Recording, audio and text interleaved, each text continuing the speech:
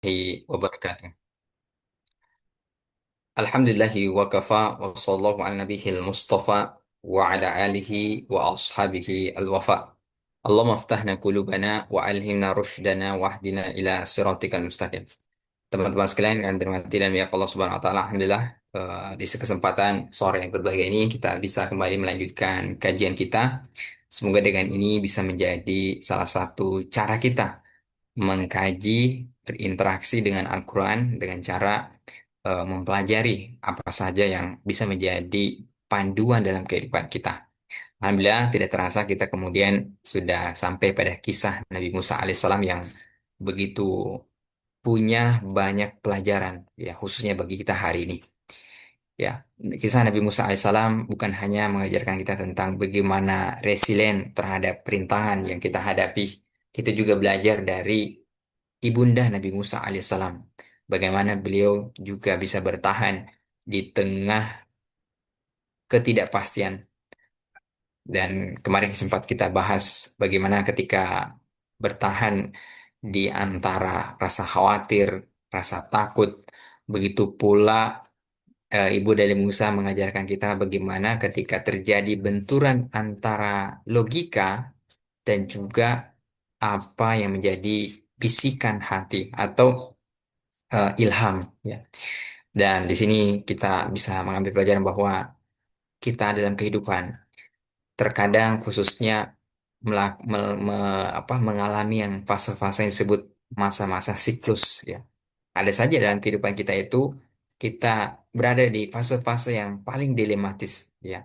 Ketika kita harus berpikir secara logis, tapi di saat yang sama ada logika Tuhan, ya logika Allah SWT yang membisikkan kepada jiwa kita untuk melakukan bahkan pada hal-hal yang paling kita ketahui, ya. Antara ibunda Nabi Musa melemparkan bayinya, ya, dengan tetap ada pada dirinya. Ya, ini ada benturan-benturan yang membuat beliau kemudian berani mengambil keputusan di masa-masa krisis. Nah, ini juga saya kira di antara teman-teman akan mengalami hal-hal seperti ini dalam kehidupan kita antara kita mengikuti logika kita sendiri, ya, dengan mengikuti apa kata hati nurani.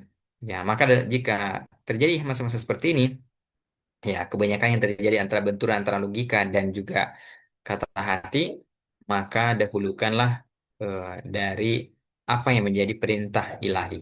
Ya, karena kita punya keterbatasan dalam logika manusia, apalagi berkaitan tentang masa depan. Maka apa yang menjadi panduan dari ilahi, panduan dari Allah SWT, sebaiknya itu yang lebih kita dahulukan. Ya. Kemudian teman-teman sekalian yang semua salah.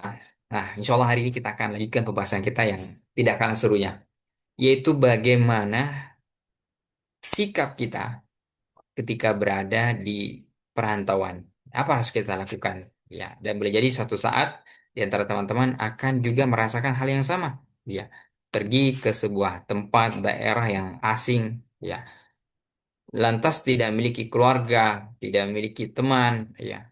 Maka apa yang harus kita lakukan? Nah, ini kita belajar dari Nabi Musa alaihissalam, ya, bagaimana kemudian bisa survive di negeri asing.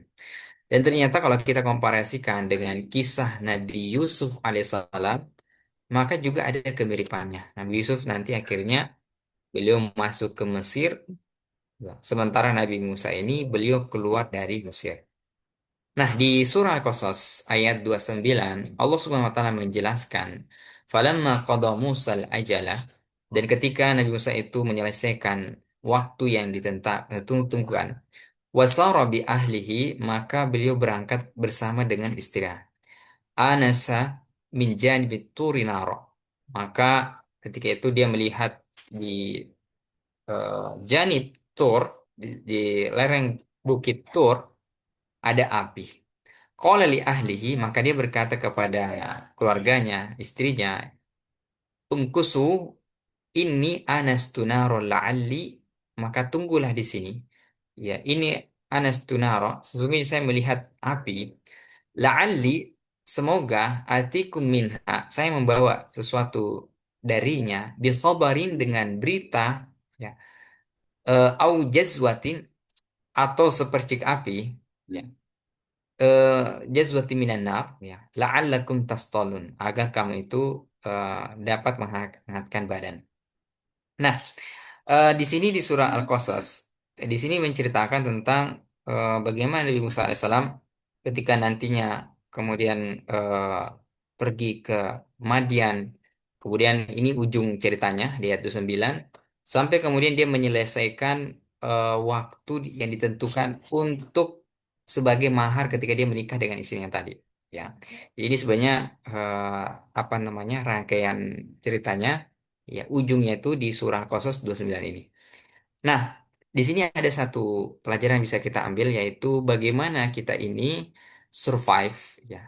Apa panduan untuk bisa survive ketika kita berada di perantauan, ya. Nah, pertama adalah yang harus kita ketahui, merantau itu apakah memang ada dalam syariat agama kita. Nah, kalau kita melihat setidaknya ada dalam sirah nabawiyah. Rasulullah SAW di usia 12 tahun, beliau pernah pergi, ya, tapi ini dalam rangka misi berdagang bersama dengan pamannya Abu Thalib, itu pergi ke Syam, ya. Jadi usia 12 tahun Nabi sudah pergi ke luar negeri. Ya, jadi kalau hari ini itu udah Syam sudah melewati 4 sampai 5 negara, ya. Nah, di sinilah yang bisa kita ambil pelajaran bahwa di masa muda, setidaknya kita pernah melakukan yang namanya merantau. Ya, makanya kita bisa lihat khususnya kita sebagai orang di Sulawesi, ya, kita bisa melihat bukan hanya Sulawesi sebenarnya, ada beberapa suku Indonesia, suku Padang misalnya, ya, suku eh, Bugis, ya, Makassar, ya, termasuk juga suku Jawa, ya. Itu terkenal adalah suku-suku yang melakukan perantauan, ya. Jadi mereka merantau. Dan memang ada yang secara apa secara sistemik dalam sukunya itu memang mengharuskan untuk merantau, ya, mengharuskan merantau dimulai di usia muda. Dan inilah juga yang dilakukan tadi yang kita sebutkan, Rasulullah SAW sudah melakukan perjalanan ke luar negeri, ya. Nah, pelajaran di sini apa, bahwa kita ini mesti melakukan yang namanya keliling dunia, ya. Dan ini juga bukan perintah eh, apa namanya oleh mentor-mentor ternama hari ini, ya. Ini ada di Al-Quran, yaitu bunyi ayatnya, fasiru fil or fanzuru kaifa kana akibatul mukadzibin. Fasiru fil or, maka berjalanlah di muka bumi. Jadi dia nggak mengatakan berjalanlah di pulau, ya, misalnya Pulau Sulawesi, tapi fasiru fil or, berjalanlah di muka bumi. Fanzuru, maka lihatlah, kaifa kana akibatul mukadzibin, bagaimana akibat dari orang-orang yang mendustakan Allah Subhanahu wa taala. Jadi ternyata di Al-Quran itu diperintahkan kita sebagai umat Muhammad SAW untuk melakukan perjalanan keliling dunia. Ya, fasiru fil ard. Ya. Dan ayat inilah yang kemudian juga menginspirasi. Ada seorang eh, global traveler namanya Ibnu Battuta. Mungkin sahabat-sahabat teman-teman pernah dengar nama ini. Dia itu melakukan perjalanan keliling dunia mulai di usia 22 tahun atau bahkan di bawahnya itu. Dan sampai disebutkan dia itu baru kembali di atas usia 50 tahunan. Bahkan dia itu menikah ketika dia melakukan perjalanan tadi. Ya, maka ada kemudian buku yang ditulis dengan judul Rehla Ibnu Battuta. Ya, buku inilah yang menginspirasi orang-orang untuk melakukan perjalanan keliling dunia. Dan dia di situ, buku itu juga menceritakan bagaimana perjalanannya sampai ke Pulau Sumatera. Ya. Nah, ini menjadi pelajaran untuk kita bahwa eh, coba kita melakukan hal yang sama dalam kehidupan kita. Ya, kalau hari ini teman-teman, saya yakin tidak semuanya itu tinggal di Sopeng Kota. Ya, benar nggak? Yang kuliah di ini ya, STIMIK Amika. Eh, Mungkin ada juga yang dari luar, ya, mungkin daerah kecamatan, misalnya dari apa, Takalala misalnya, Cabenge, atau daerah, ya, intinya di luar Sopeng Kota. Nah, ini patut diberi jempol, ya, bahwa eh, di usia kuliah sudah berani kemudian keluar dari kampungnya, ya. Tapi sekali lagi jangan cuma berhenti di sini, ya. dunia ini tidak selebar atau tidak seluas Sopeng aja, ya. Ya, kalau ada kesempatan, ya keluar lagi, pergi ke Makassar misalnya untuk belajar, ya. Atau lebih ini lagi, keluar ke Pulau Sulawesi, ya. Dan lebih pastinya lebih bagus lagi adalah kalau bisa keluar dari Indonesia, ya, pergi keliling, ya, untuk melihat bagaimana menambah pengalaman, ya. Nah, saya juga ingin menyampaikan bahwa khusus teman-teman yang memiliki kelebihan dalam sisi kecerdasan, ya. Saya ingin mengatakan bahwa kalau kalian, ya, kuliah, maka plotnya adalah pastikan untuk sampai doktor. Ya, ini motivasi untuk teman-teman. Kalau ada di antara teman-teman kita, ya, kalau kita sebagai misalnya sebagai mahasiswa melihat nih, atau kita sendiri misalnya merasa bahwa saya ini mampu dari sisi kecerdasan, ya, maka plotnya itu kuliahnya jangan cuma selesai S1. Ya, jangan cuma selesai S1. Pastikan kita udah plot nih, saya maunya selesai sampai doktor. Ya, itu motifnya. Sama juga kalau kita sebagai dosen, kita melihat ada mahasiswa kita yang punya potensi, maka arahkan dia bagaimana dia ini nanti plotnya itu sampai doktor. Ya, jadi sampai S3. Ya, jadi kalau saja ada merek handphone yang sudah sampai S7, nah kenapa kita mau kalah, ya. Jadi sampai S3. Jadi itu motivasinya. Nah, kalau misalnya ingin sampai S3 berarti tidak cukup kemudian belajarnya di Sopeng. Ya, jadi kalau kita kuliah tentu nggak cukup hanya di Sopeng. Bagaimana kita ini bisa melanjutkan kuliah? Ya, kalau saran saya sih eh, di luar Sulawesi, ya, atau mungkin paling mentok ya sampai ke Pulau Sulawesi, Makassar misalnya, ya Makassar kan banyak kuliah sampai S3, ya. Ya, tapi kalau kita ingin mengambil motivasi, ya bagaimana para nabi terdahulu, ya, seperti Nabi Ibrahim. Nabi Ibrahim itu sekarang udah keliling 5 negara, ya. Beliau berdakwah memang, ya. Kemudian termasuk Nabi Musa alaihissalam, ya. Nabi Yusuf alaihissalam itu orang-orang yang kemudian merantau keluar, ya. Jadi kita ini itu akan terlihat bagaimana open minded, ya, pikiran kita terbuka kalau sudah sampai ke luar negeri, ya. Kalau Indonesia, ya, kita relatif masih ini, ya, karena kita masih ketemu dengan sesama bangsa Indonesia. Nah, tapi kalau kita udah keluar negeri, itu pikiran kita saya yakin akan terbuka. Karena kenapa? Kita udah lintas negara, lintas benua, lintas bahasa, bahkan mungkin bisa melihat lintas agama. Oh, ternyata agama begini, begini, begini, ya.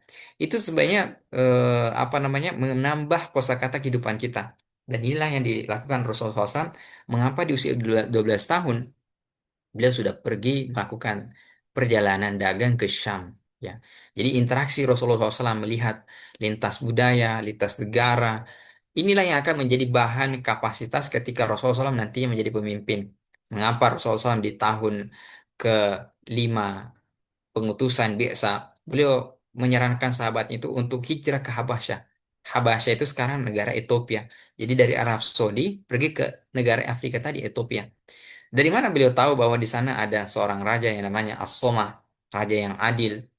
Ya, kalau bukan hasil interaksi beliau sejak muda. Ya, jadi beliau tahu di sana ada raja yang adil itu karena beliau tahu dari pergaulan internasional. Ya, dan teman-teman, saran saya kalau ingin pergi ke luar negeri misalnya, maka mulailah dulu dengan mengunjungi Baitullah. Ya, jadi sebelum kita keliling ke banyak negara, nah mulai dulu di apa namanya Baitullah. Nah, kalau teman-teman pergi misalnya umroh, ya, insya Allah saya doakan sama teman-teman yang hadir di sini bisa segera umroh bersama keluarganya. Kalau kita pergi umroh, di situ kita akan melihat luar biasa, ya, bahwa kita ini adalah global citizen, ya, penduduk global. Ya, kita umroh kita bisa melihat, oh ternyata dari warna kulit yang paling terang sampai yang paling gelap ada di sana. Dari bahasa, berbagai bahasa, ternyata mereka menyembah Allah yang sama. Wah, itu istilahnya vibes-nya itu luar biasa. Kita bisa merasakan, oh ternyata seperti ini. Ya, dan kita akan lebih memahami bahwa oh ternyata ini saya nggak ada apa-apanya. Mungkin kita di Sopeng merasa kita lah yang paling hebat, tapi ketika kita pergi ke luar negeri, kita akan bertemu dengan banyak orang dan kita akan lebih kemudian menemukan bagaimana kita bisa belajar. Ya, tidak semua yang kita ketahui itu diketahui orang lain, begitu pula sebaliknya. Ya, maka ini pelajaran yang sangat berharga. Ya, kalau teman-teman bisa kemudian melakukan yang namanya perjalanan ke luar negeri. Nah, perjalanan ke luar negeri ini tidak bukan istilahnya sesuatu yang tiba-tiba keajaiban terjadi. Oh, tiba-tiba kita bisa ke luar negeri. Tapi dia memang direncanakan. Ya. Nah, maka kalau bisa sekarang kita buat rencana. Oh, tahun segini saya ingin rencana mau pergi ke sini untuk belajar. Nah, kalau dulu ulama kita mereka keluar negeri itu untuk menuntut ilmu. Ya, menuntut ilmu. Jadi makanya ada yang disebut dengan istilah rehlat fi thalabil ilmi. Ya, perjalanan dalam menuntut ilmu. Ya, seperti Imam Syafi'i, beliau lahir di Gaza, kemudian beliau pergi ke Madinah belajar Imam Malik, kemudian pergi ke Baghdad, ya, bertemu dengan murid-murid Imam Abu Hanifah, keliling, ya, sampai kemudian beliau itu terakhir di Mesir. Jadi ulama dulu itu membangun kapasitas dirinya, itu salah satunya adalah dengan berkeliling dunia. Ya, maka ini tidak mustahil untuk kita hari ini. Jadi mumpung sekarang belum terjadi perang yang jauh lebih besar, nah gunakanlah untuk pergi berkeliling dunia. Ya, apalagi kita masih di masa muda, masa muda. Nah, udah kembali ke kisah Nabi Musa alaihissalam.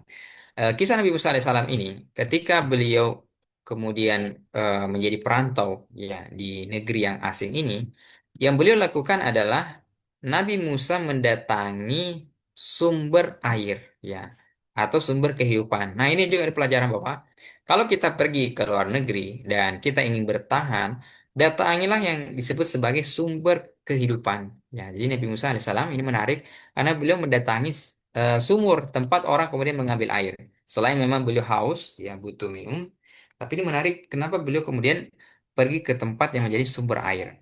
Dan ketika berada di sumber air ini, Nabi Musa alaihissalam itu tidak mencari lowongan kerja.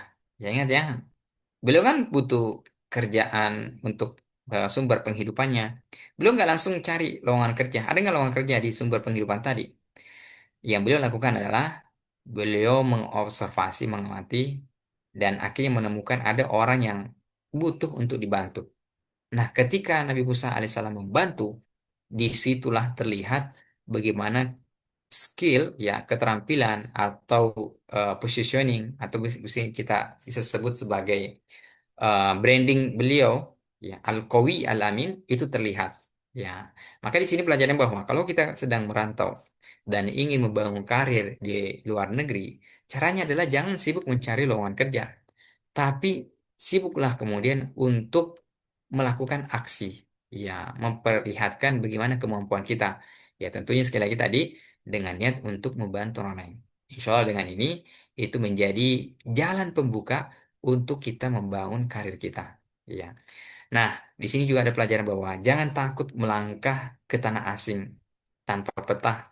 Ya, jadi kita kadang kalau tadi disuruh pergi merantau, mungkin sudah berpikir, oh nanti di luar gimana? Saya nggak punya keluarga, nggak ada yang bantu saya. Nah, justru ketika kita keluar merantau, disitulah kita belajar tentang survivor. Ya, Nabi Musa alaihissalam sengaja beliau di apa namanya diatur skenario kehidupannya sampai kemudian harus ke luar Mesir. Itu salah satunya adalah untuk menempah kapasitas Nabi Musa alaihissalam.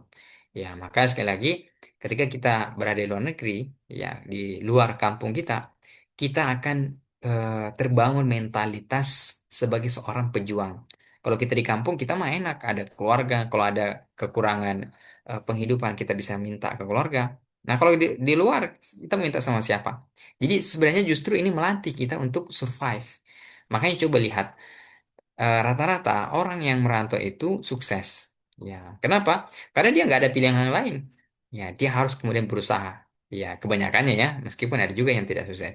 Ya, apalagi kalau dia habis merantau, kemudian dia kembali ke kampung halamannya, bangun kampung halamannya, itu biasanya juga akan lebih dahsyat. Karena dia sudah merasakan bagaimana kemudian membangun kapasitas. Nah, kemudian juga ketika kita berada di tanah perantauan, maka portofolio terbaik kita itu bukan selembar ijazah, ya, tapi bagaimana kita ini membantu orang lain, ya, tanpa diminta, dan inilah yang menjadi karakter yang akan menjadi magnet untuk membuka peluang yang tidak terduga. Ya, Nabi Musa alaihissalam tidak sibuk mencari tadi yang saya sebutkan lowongan kerja, tapi justru dia menciptakan kesempatan dalam peluang itu. Ya. Nah, ketika kita menjadi perantau, maka jangan lupakan modal kita yang utama, yaitu al-qawi, ya, dan kita dipertahankan, ya, ke al-qawi kekuatan kita. Kemudian juga al-amin, ya, sehingga kita nanti akan dipertahankan karena kejujuran, ya, reputasi. Jadi inilah yang kemudian membukakan pintu dan integritaslah yang menjadi kuncinya. Ya, makanya sekali lagi ketika kita merantau, jaga baik-baik ya marwah diri kita. Ya, makanya orang yang merantau akan ada godaan yang kemudian membuat dia melakukan hal-hal yang di luar dugaan karena kan dia mengatakan ini bukan kampung saya. Beda kalau di kampung orang kemudian akan malu kalau buat keburukan. Tapi ketika dia merantau, disinilah ujiannya. Bagaimana kita menjaga integritas diri kita. Nah, intinya teman-teman sekalian, rahmatullahi subhanahu wa taala, ya ini pelajaran berharga bahwa mari kita memiliki semangat tadi. Ya, kalau yang sedang kuliah, maka saya sarankan untuk plotnya itu bagaimana sampai doktor. Ya, makanya sekarang coba baca buku-buku biografi motivasi bagaimana orang-orang yang mungkin dari membangun kehidupan dari nol itu kemudian bisa sukses ya salah satunya adalah dengan merantau ya dengan merantau. Nah, dan ini juga sesuai dengan sejarah Rasulullah SAW di usia 12 tahun beliau sudah melakukan perantauan ya ke luar negeri, dan ingat kalau kita ingin keluar negeri maka selalu siapkanlah tekad kita tadi ya, mulai sekarang misalnya membuat paspor misalnya, ya, atau sudah merancang ya untuk kemudian menabung untuk biaya perjalanan dan seterusnya. Dan begitulah dulu ulama kita.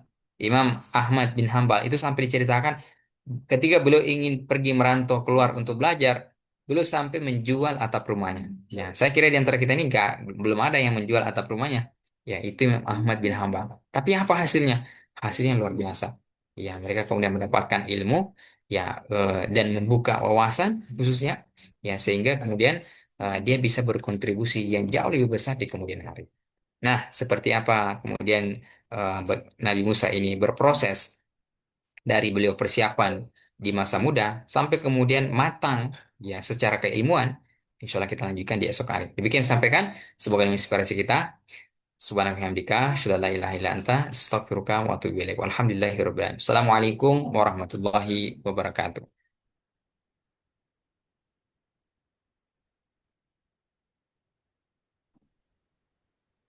Baik, terima kasih kepada Bapak Ustadz. Semoga apa yang disampaikan dapat bermanfaat bagi kita semua. Selanjutnya kami persilahkan untuk teman-teman bagi yang mau bertanya.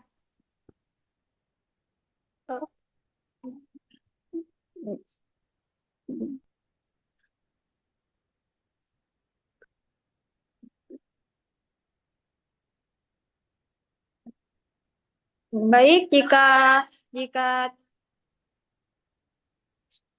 tidak ada yang mau bertanya, untuk hari ini saya tutup. Assalamualaikum warahmatullahi wabarakatuh.